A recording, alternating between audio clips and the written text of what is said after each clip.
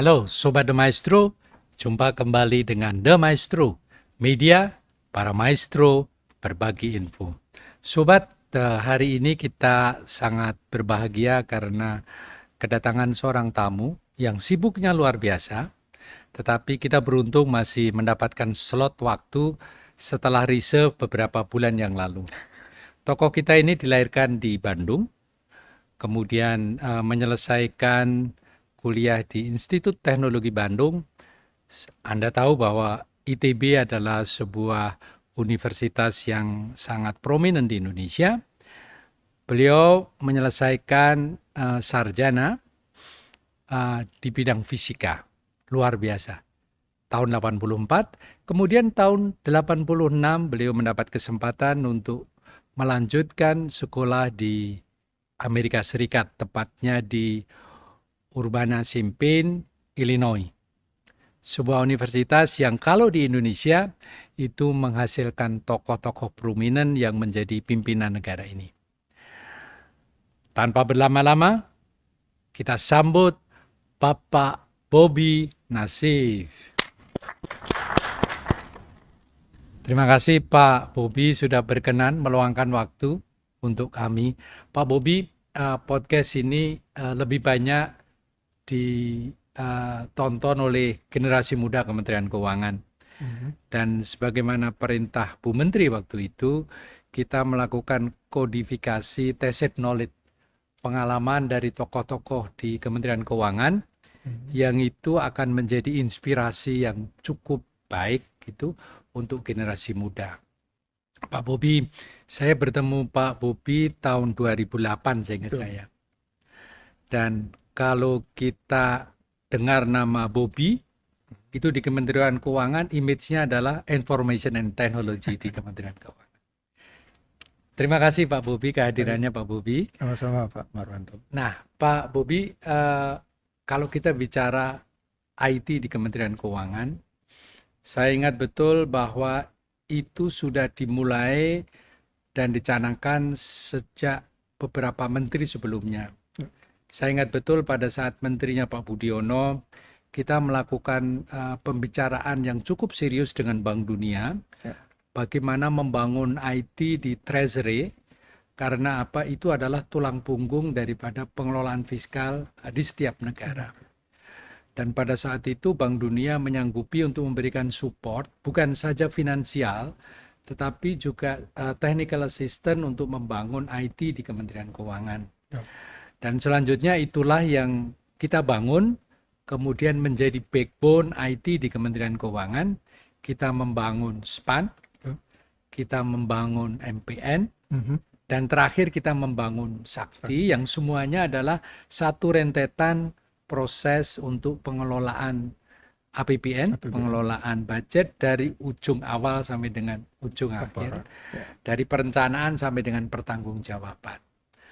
Pak Bobi, Bapak bisa memberikan insight begitu ya, Pak Bobi, pada saat Bapak bergabung pertama di Kementerian Keuangan, ya, kami di Kementerian Keuangan sangat mengharapkan sekali karena Pak Bobi ini ahli komputer gitulah. Ini gampangannya begitu, orang bilang ahli komputer, lulusan Amerika begitu.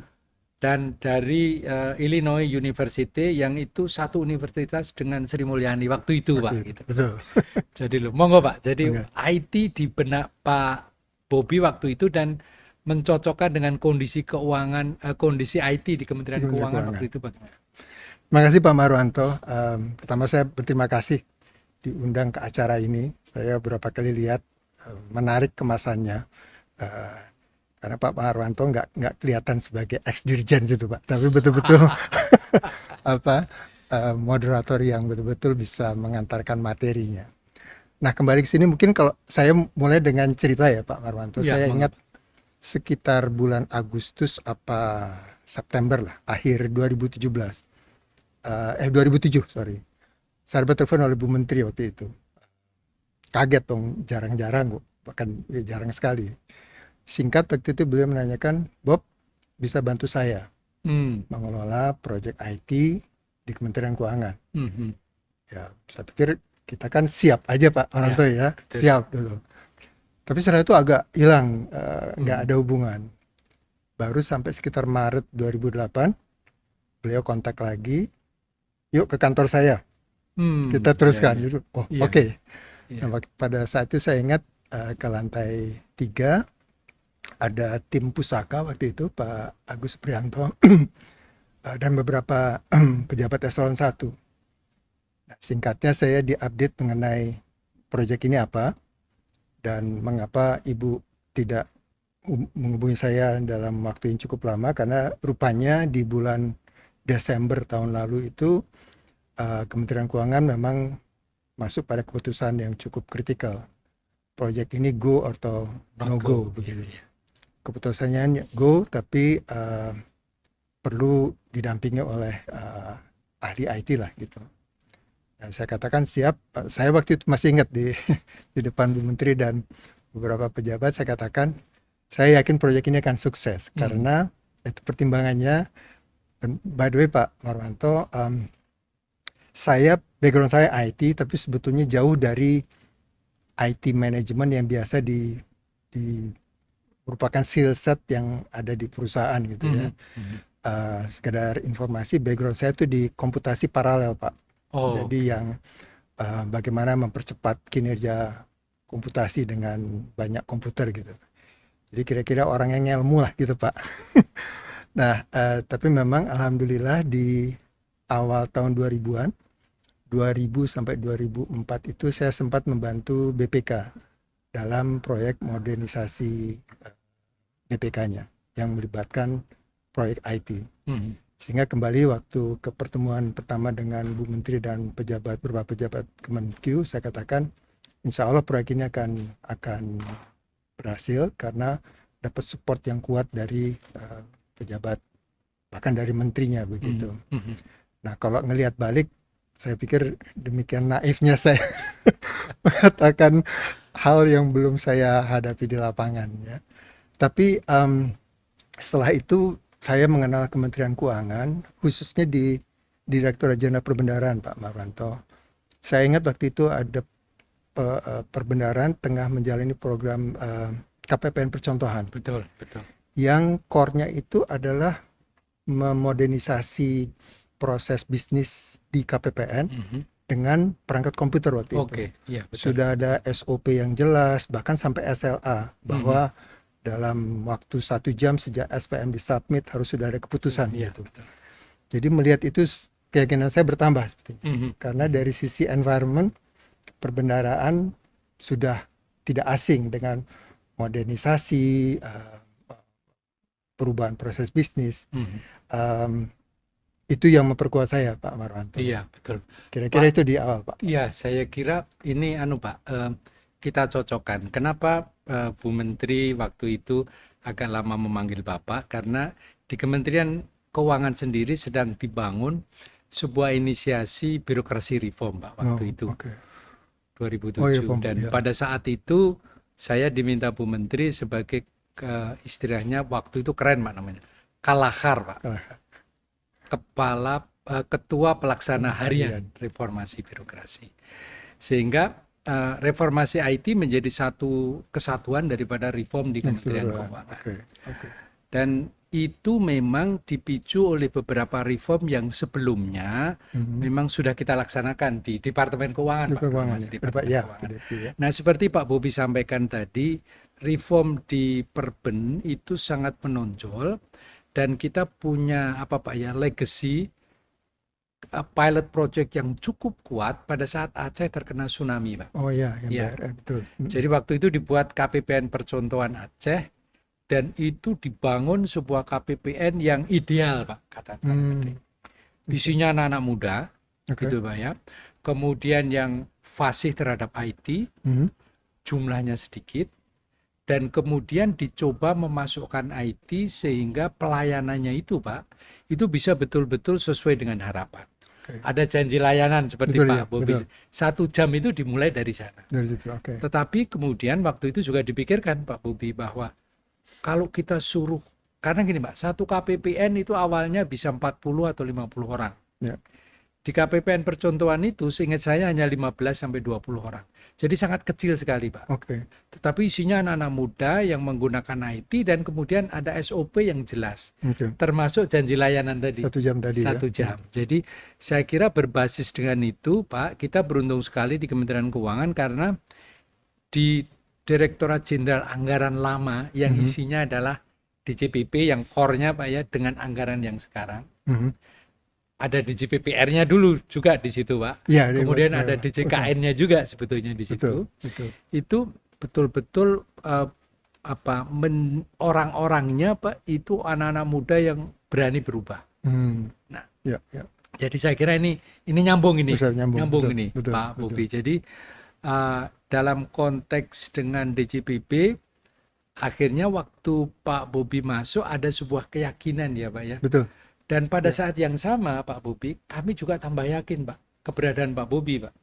Itu anak muda, ahli IT, universitasnya sama dengan menteri kami. Wah, itu udah jaminan, Pak. Alhamdulillah bisa. Alhamdulillah. jalan, betul. Jadi itu gayung bersambut, Betul. Pak. Jadi IT. Nah, Pak Bobi pada saat Pak Bobi awal, begitu ya, Pak ya, itu kan terus terang kami di Kementerian Keuangan itu sangat kuat di implementasi. Ya. IT yang kami bangun adalah IT yang sifatnya pelayanan, yang waktu itu, yang sekarang Pusintek gitu, Pak. Betul. Ya. Dan memang Pusintek tidak mengembangkan aplikasi yang spesifik ke eselon 1, eselon 1. Betul. Nah, pada saat Pak Bobi masuk, kan kemudian yang sedang kita kerjakan SPAN ya, Pak ya.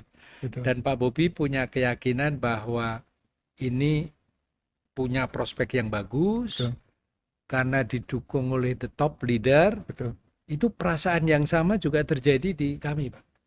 Karena wah, ini Menteri Keuangan waktu itu Bu Sri Mulyani sangat sekali, eager sekali untuk itu. Dan satu hal yang kami cukup beruntung punya Menteri Bu Sri Mulyani adalah beliau pasang badan, Pak, gitu. Betul. Jadi gagal suksesnya beliau ikut bertanggung jawab, tapi untuk itu memang kami di tim harus kerja keras. Support, betul. Nah, di tahap-tahap awal SPAN bagaimana, Pak, waktu itu? Menarik ya memang. Jadi setelah pertemuan pertama itu mulai saya pelajari, Pak, ya, konteks proyeknya, dan tampaknya persiapan cukup baik karena pertama pilihan teknologinya kan kita menggunakan apa yang disebut computer off the shelf, COTS itu ya, Pak, COTS ya, Pak ya, di mana asumsinya barangnya udah hampir jadi gitu. Bahkan ekstrimnya kalaupun nggak diapa-apain dia akan berjalan dengan standar proses yang sederhana. Dan biasanya pembangunan sistem seperti itu amat mengandalkan penyesuaian di proses bisnisnya. Sehingga di rancangan proyek kita kan sebelum ada kontraktor pengembang SPAN, kita mulai dengan konsultan business process improvement. Jadi itu udah ada kerangka. Yang kedua, konsep pengembangan SPAN secara keseluruhan itu juga sudah mempertimbangkan, kalau kita pakai istilah Kemenq 1 sekarang, Pak Marwanto, itu sudah dimulai karena misalnya untuk mengoperasikan SPAN kan perlu ada yang bertanggung jawab mengelola infrastruktur. Pada saat itu kita masih, atau DepQ masih pakai pola masing-masing eselon 1 ngelola all in gitu kan. Betul. Di konsep SPAN itu sudah ada pendelegasian tugas ke Pusintek. Jadi Pusintek sudah mulai di-assign nantinya untuk mengoperasikan infrastruktur SPAN. Dan terkait itu juga dipersiapkan regulasinya, penyiapan proses bisnis, sampai even service desk, Pak Marwanto. Jadi kalau saya katakan, saya melihat balik sekarang, cikal bakal Kemenq 1 itu sudah mulai di sana. Nah, nextnya mungkin isu eksekusi gitu. Saya ingat almarhum Pak Badar, Pak Parudi, dan waktu itu saya ingat begitu pertama memang partner saya Pak Herwit, Pak, tapi kayaknya beliau cuma sampai pertengahan tahun aja. Beliau hijrah gitu. Tapi alhamdulillah Pak Agus Suprianto kemudian jadi partner saya gitu. Begitu kita mulai masuk ke dalam, memang mungkin yang pelajaran pertama adalah pengalaman managing project sekompleks ini, yang kalau Bapak lihat kan sistem SPAN itu tiap negara cuma perlu satu kan Pak, nggak perlu Betul, banyak gitu betul, ya. Pak. Iya. Sehingga mungkin itu satu yang kita perlu ditemani, dan itu memang ada konsultannya. Tapi tetap kecepatan proyek ini kan tidak hanya bergantung pada konsultan, bergantung pada tim kita. Jadi waktu belajar di awal itu memang ada apa ya, ada cost yang kita bayar, yaitu proses pengadaan yang cenderung agak molor, sehingga di awal itu konsultan bisnis proses konsultan bisnis proses improvement yang seharusnya sudah ada jauh sebelum kontrak SPAN ada itu agak mundur, sehingga aktivitasnya sebagian overlap. Padahal Betul, skenario ini kan bisnis prosesnya jadi, kita sepakati, baru kemudian kita jahit gitu betul, kira-kira betul, Pak. betul. Nah ini ada overlap sehingga ada beberapa hal yang belum putus di bisnis proses improvement, di sistemnya udah mulai dirajut lah. Itu mungkin challenge pertama yang kita hadapi. Yang kedua, walaupun DJPB dan DJA kan sebetulnya dari satu organisasi ya Pak. Jadi satu perut, Pak. Jadi satu perut, ibu betul, itulah, satu Pak. ibu. Tapi setelah jadi dua anak yang terpisah, itu masing-masing punya cara kerja sendiri Iya. gitu ya. Nah itu juga challenge kita yang kedua, bagaimana mensinkronkan antara kedua unit ini gitu. Jadi memang saya pikir cukup banyak pengalaman, challenge yang kita hadapi, dan mungkin nanti kalau kita masuk yang di tengah itu yang mungkin lebih seru Pak, karena sekarang kebetulan saya ditugasi Bu Menteri untuk bantu ngawal pengembangan Cortex. Ya. Saya lihat kesamaan di keduanya itu, di pemerintahan memang nggak terhindarkan perubahan probis atau perubahan requirement, karena regulasinya berubah. Betul. Regulasi kan nggak bisa nggak bisa bilang statis, nunggu pasti nanti dinamis, dulu, atau betul. kita bilang Iya. tunggu gitu ya. Iya. Dan sistem harus siap. Jadi memang saya pikir ini real, ini bukan sesuatu yang mudah diatasi, karena kok teorinya bilang udah kalau buat sistem kita freeze dulu requirement, selesai baru kita jalan. Loh, regulasi kan nggak bisa diatur. Itu mungkin salah satu challenge terbesar. Ada pemikiran lain juga, teman-teman yang diregulasi mengatakan begini, loh, IT itu kan membantu, it's just infrastructure gitu. Betul. Jadi mestinya bisa mengikuti kebijakannya dong. Nah itu yang susah. Kembali Pak Bobi untuk tantangan gitu ya. Saya pernah bekerja di budgeting Pak, di anggaran dulu. Masih di BKF. Saya 17 tahun di sana Pak. Kemudian saya ke DJPB gitu ya Pak ya. Saya pernah di reform. Nah, saya merasakan begini Pak. Ada sebuah rigiditas gitu ya. Kekakuan lah gitu, kalau boleh kita sebutkan, aturan-aturan yang ada di Treasury Pak, di perbendaharaan. Nah, pada saat kita menerapkan SPAN, kan sebetulnya kan harus membuat bisnis proses yang bisa di IT kan, Pak, itu ya. Betul. Sementara pada masa-masa itu, mudah-mudahan saya tidak terlalu salah, gitu. Ada kekakuan yang ada di Treasury, di perbendaharaan. Jadi sebuah kemajuan sekali pada saat teman-teman muda ya Pak ya di DJPB waktu itu kemudian memahami bahwa perlu dilakukan penyesuaian bisnis proses untuk mengejas IT, dan itu Pak terbukti pada masa sebelumnya di mana KPPN percontohan itu dibuat Pak, yang seperti saya sampaikan tadi di Aceh Pak pada saat tsunami Pak, itu betul-betul sesuatu yang baru dan orang harus tahu IT Pak di situ. Dan satu yang tidak pernah terpikirkan Pak, karena KPPN itu harus melayani uang dana dari donor, donor menuntut Pak, apa output yang harus di-deliver, dan kemudian saya minta juga ini harus ada garansi bahwa uang yang digelontorkan, itu kan soalnya dulu kan grant Pak, grant dari ADB Aceh, ya? Waktu untuk membetulkan Aceh Pak. Itu harus benar dong. Nah, kemudian teman-teman juga berpikir di DJPB, kalau orang tadinya 50 kemudian harus 15 orang, berarti kan output yang sama harus dideliver oleh 15 orang. Mestinya anak-anak itu, pegawai itu kan harus mendapat kompensasi yang lebih. Dan itu Pak hebatnya Pak, dijanjikan oke, Dan itu bukan dari APBN, Pak, dari ADP Oke. remunerasinya. Oke. Jadi itu mengkaitkan itu dengan sebuah perubahan yang tadinya sesuatu terkenal rigid, dan kemudian kita mengenal IT, kemudian harus menyesuaikan bisnis proses. Waktu itu Pak Bobi sebagai orang luar ya, Mhm. melihat perubahan itu bagaimana Pak? Pak Bobi tentunya kan tidak selalu berhadapan dengan Betul, DJPP betul, kala itu. betul, Saya betul. yang berhadapan Pak. Saya tahu persis bahwa ngubah aturan itu wah bukan main. Betul, betul, betul.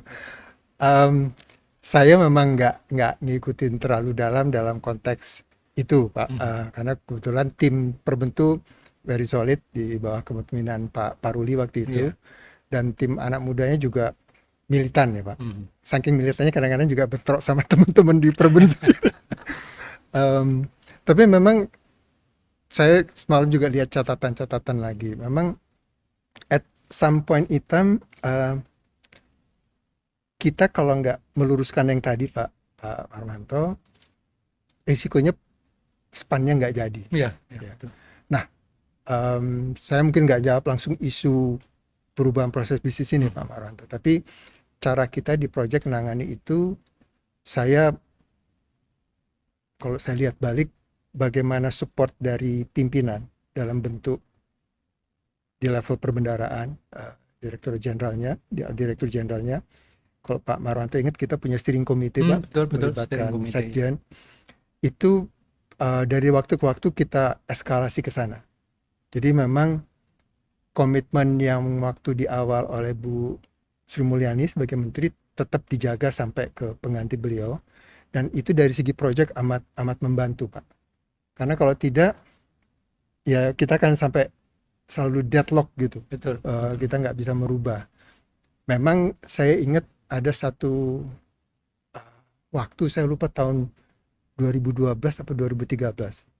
Itu akhirnya saya lupa usulan siapa, tapi kemudian kita sepakat untuk betul-betul sign off tiap direktur diminta, mungkin waktu itu Pak Marwanto ya, mungkin kita duduk sama-sama, kita bilang ini yang kita sepakati, semuanya direktur ikut tanda tangan. Nah, itu krusial Pak. Memang keputusannya mungkin kalau menurut saya nggak ada yang ideal gitu. Tapi dalam proyek seperti ini, ketegasan untuk mengatakan ya ini kita putuskan untuk kepentingan proyek, kita move on, walaupun mungkin ada konsekuensi adjustment dari regulasi, itu jadi penting. Dan saya ingat betul itu dilakukan di SPAN Pak, jadi membantu sekali Pak.